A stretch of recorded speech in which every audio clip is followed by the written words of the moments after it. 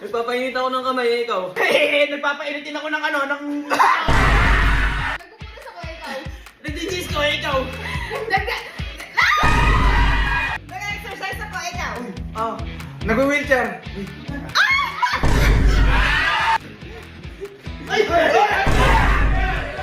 Sa ngayong araw ay maglalaro tayo ng Ikaw Challenge! Siyempre, hindi niyo pa alam yung laro, tama? Di ba? Etong laro na to, galing ito sa mga idol natin sa Speed Manila. Palakpakan ako natin.